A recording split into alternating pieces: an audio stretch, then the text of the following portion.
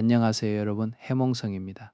오늘도 어김없이 국내외 소식 꼼꼼하게 챙겨서 여러분께 가져왔는데요. 이번 소식들 하나같이 그냥 지나칠 수 없는 것들이라 마음 단단히 먹고 오셔야 할 것 같아요. 정치 이슈부터 국제 정세, 경제, 노사 갈등, 그리고 안타까운 재난 소식까지 오늘 다룰 이야기가 정말 다양하니까 끝까지 함께 해주시고요. 아직 구독 안 하신 분들은 이 채널 알림 설정까지 눌러두시면 다음 소식도 놓치지 않고 받아보실 수 있어요. 그럼 바로 첫 번째 소식부터 시작해 보겠습니다.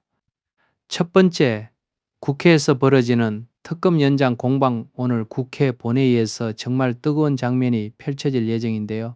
더불어민주당이 2차 종합특검 연장 법안을 본회의에 상정하겠다고 예고했습니다. 특검이라는 게 원래 정해진 기간이 있잖아요. 그런데 그걸 다시 한번 연장하겠다는 법안을 올리겠다는 거죠. 이걸 지켜보는 국민의힘 입장은 완전히 다릅니다. 국민의힘은 이번 특검 연장 시도를 두고 야당 탄압이라는 규정을 내렸어요. 그러니까 여당이 특검을 계속 밀어붙이는 게 결국 야당을 겨냥한 압박이라는 주장인 거죠. 이에 맞서는 방법으로 국민의힘이 선택한 카드는 바로 필리버스터입니다. 필리버스터라는 게 뭐냐면 국회에서 합법적으로 무제한 토론을 이어가면서 법안 표결을 최대한 지연시키는 의사진행 방해 전략이거든요. 우리나라 국회에서도 종종 등장했던 방식인데 이번에도 국민의힘이 이 필리버스터 카드를 꺼내들면서 본회의장 분위기가 상당히 팽팽해질 것으로 보입니다. 여야 간 특검을 둘러싼 신경전이 오늘 본회의에서 정면 충돌로 이어질지 지켜봐야겠습니다. 두 번째, 대통령과 여당 당무 개입 논란. 이번엔 이재명 대통령과 관련된 소식인데요. 발단은 민주당 전당대회 기탁금 인상 문제였습니다. 전당대회에 출마하려면 후보들이 일정 금액의 기탁금을 내야 하는데 이 기탁금이 인상된다는 소식에 이재명 대통령이 직접 문제를 지적하고 나섰습니다. 그런데 이 발언을 두고 국민의힘에서 곧바로 반발이 나왔어요. 대통령이 여당의 내부 행사인 전당대회 운영에까지 관여하는 건 명백한 당무 개입이라는 비판이었습니다. 이에 대해 이재명 대통령도 가만히 있지 않고 직접 반박에 나섰는데요. 국정과 개인 사업을 구별하지 못하는 것만큼 심각한 문제라는 표현으로 대받아쳤습니다. 상당히 날카로운 발언이죠. 국정 운영과 사적인 영역을 명확히 구분하지 못하는 태도 자체가 더 큰 문제라는 취지로 해석되는데요. 이 발언을 둘러싸고 여야 간 신경전이 앞으로도 계속 이어질 가능성이 높아 보입니다. 세 번째, 한동훈 의원이 제기한 형사소송법 개정안 논란. 정치권 소식 하나 더 짚고 가겠습니다. 한동훈 의원이 이번엔 형사소송법 개정안을 문제 삼았는데요. 민주당이 추진하는 이 개정안 안에 경찰이 영장 없이도 긴급 체포를 할 수 있도록 허용하는 조항이 포함되어 있다는 주장을 내놨습니다. 영장 없는 긴급 체포라는 게 보통 시민들 입장에서는 굉장히 민감하게 받아들여질 수밖에 없는 사안이잖아요. 한동훈 의원은 이 조항으로 인해 시민들이 실질적인 피해를 입을 수 있다고 경고했습니다. 형사소송법이라는 게 우리 일상과 밀접하게 맞닿아 있는 법인 만큼 이 개정안의 세부 내용을 두고 앞으로 정치권 안팎에서 논쟁이 더 커질 것으로 보입니다. 네 번째, 부산에서 열린 유네스코 세계유산위원회. 정치 이슈만 있었던 건 아니고요.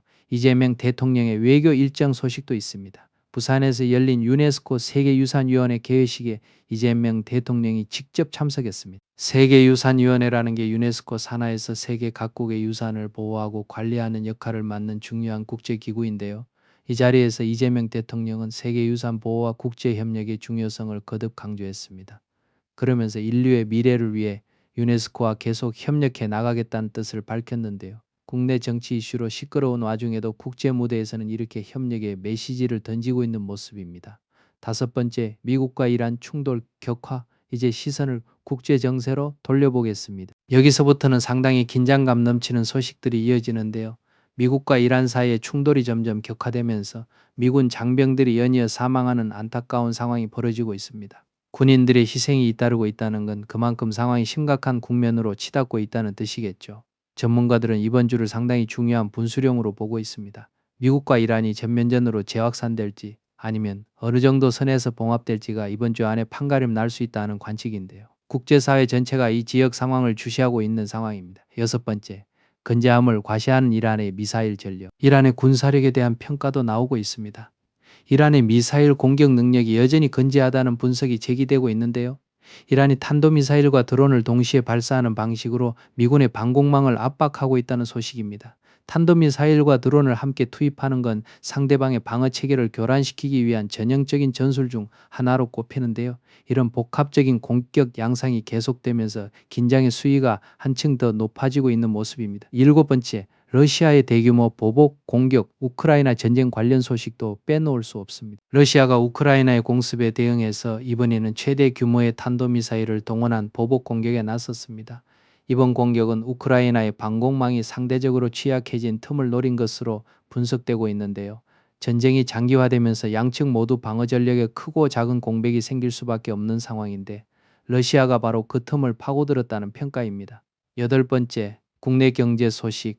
보유세와 레버리지 ETF, 이제 경제 소식으로 넘어가 볼게요. 김용범 청와대 정책실장이 상당히 눈길을 끄는 발언을 내놨습니다. 초고가 1주택, 그러니까 시가가 굉장히 높은 1주택자를 대상으로 한 보유세 인상을 시사한 건데요. 부동산 세제와 관련해서 정책 방향에 힌트를 준 셈입니다. 그리고 또 하나, 삼성전자와 SK하이닉스를 기초자산으로 하는 레버리지 ETF의 상장 폐지는 어렵다는 입장도 함께 밝혔습니다. 레버리지 ETF라는 게 기초자산 가격 변동폭을 2배, 3배로 증폭시켜 수익을 노리는 상품이라 변동성이 큰 만큼 논란이 있어 왔는데 이번에 상장 폐지는 어렵다는 쪽으로 정리가 된 모습입니다. 아홉 번째, 6% 급락한 코스피. 이번 주 반등할까? 주식시장 이야기도 짚어야겠죠. 코스피가 무려 6%나 급락하면서 시장 전체가 크게 출렁였습니다. 이번 주 코스피가 이 낙폭을 만회하고 반등할 수 있을지 투자자들의 관심이 집중되고 있는데요. 변수로 꼽히는 게 두 가지입니다. 하나는 구글의 모회사인 알파벳의 실적 발표고요. 다른 하나는 앞서 말씀드린 미국과 이란의 군사 충돌입니다. 글로벌 빅테크의 실적과 중동발 지정학적 리스크가 동시에 맞물리면서 이번 주 코스피 흐름을 좌우할 주요 변수로 작용할 전망입니다. 열 번째, 현대자동차 노조의 부분 파업 기업 현장 소식도 있습니다. 현대자동차 노조가 이른바 M% 성과급 요구를 내걸었는데 이 요구가 받아들여지지 않으면서 사흘간 부분 파업을 벌였습니다. 파업이 사흘이나 이어지면서 수천억 원 규모의 생산 차질이 발생한 것으로 파악되고 있는데요. 노사 간 성과급을 둘러싼 이견이 실제 생산 현장에 상당한 타격을 준 사례라고 볼 수 있습니다. 11번째, 인천 쿠팡 물류센터 화재 사흘째. 이제 안타까운 재난 소식들을 전해드릴 차례입니다. 먼저 인천 쿠팡 물류센터에서 발생한 화재가 벌써 사흘째 이어지고 있습니다. 대형 물류센터인 만큼 내부 구조가 복잡하고 적재된 물품도 워낙 많다 보니 진화 작업이 쉽지 않은 상황인데요. 소방당국은 가용한 소방력을 총동원해서 불을 끄기 위해 총력을 기울이고 있습니다. 12번째, 대피령까지 내려진 화재 현장. 이 화재로 인해 인근 상가와 사무실에는 대피령까지 내려졌습니다. 그만큼 화재 규모가 크고 위험성이 높다는 뜻이겠죠. 게다가 한때 잡히는 듯했던 불길이 다시 되살아나면서 소방당국은 밤을 새워가며 진화 작업을 계속 이어가고 있는 상황입니다. 사흘 넘게 이어지는 화재인 만큼 하루빨리 완전히 진압되기를 바라야겠습니다. 13번째, 경북과 경기 폭우 피해. 이번엔 전국을 강타한 폭우 소식입니다. 경북과 경기 지역에 내린 집중호우로 무려 827건의 피해가 접수됐습니다. 이로 인해 500명에 달하는 주민들이 임시로 대피해야 했고요. 일부 주민들은 아직까지도 집으로 돌아가지 못하고 있는 상황입니다.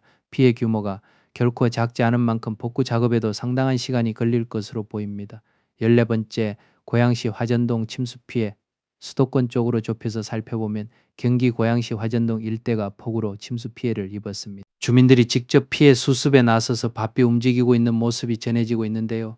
갑작스러운 침수로 생활터전이 물에 잠긴 만큼 주민들의 고생이 이만저만이 아닐 것 같습니다. 15번째, 경북 북부 극한호우와 산불 이재민, 마을 피해 특히 마음이 무거워지는 소식이 하나 있는데요. 경북 북부 지역에는 극한호우로 인한 침수와 범람 피해가 발생했습니다. 그런데 이 피해를 입은 지역 중에는 지난해 대형 산불 이후 이재민들이 모여 살던 마을도 포함되어 있었습니다. 산불로 삶의 터전을 잃고 겨우 자리를 잡아가던 주민들이 이번엔 폭우로 또다시 피해를 입게 된 셈이라 안타까운 마음이 드는 소식입니다. 16번째, 전국 강타한 폭우. 이번 주 내내 계속 마지막 소식입니다. 전국 곳곳이 이번 폭우로 몸살을 앓고 있는 가운데 이번 주 내내 비가 이어질 것이라는 전망이 나왔습니다. 일부 지역에서는 이미 누적 강수량이 200mm를 넘어선 것으로 확인됐는데요. 비가 이번 주 계속 이어진다면 추가 피해 가능성도 배제할 수 없는 만큼 관련 지역 주민들께서는 안전에 각별히 유의하셔야 할 것 같습니다. 마무리. 여기까지 오늘 국내외 주요 소식을 모두 정리해 봤습니다. 국회에서는 특검 연장을 둘러싼 여야 대치가 이어지고 있고 대통령과 여당 사이에서는 당무 개입 공방이 벌어지고 있고요. 중동에서는 미국과 이란의 군사적 긴장이 이번 주 중대한 분수령을 맞고 있습니다. 여기에 국내 경제와 노사 갈등 그리고 화재와 폭우까지 정말 하루도 조용할 날이 없는 것 같습니다. 오늘 소식 유익하게 보셨다면 좋아요 한번 눌러주시고요. 앞으로도 이런 소식들 발빠르게 정리해서 가져올 테니까 구독과 알림 설정 꼭 부탁드립니다. 저는 다음 소식으로 다시 찾아뵙겠습니다. 해몽성이었습니다. 감사합니다.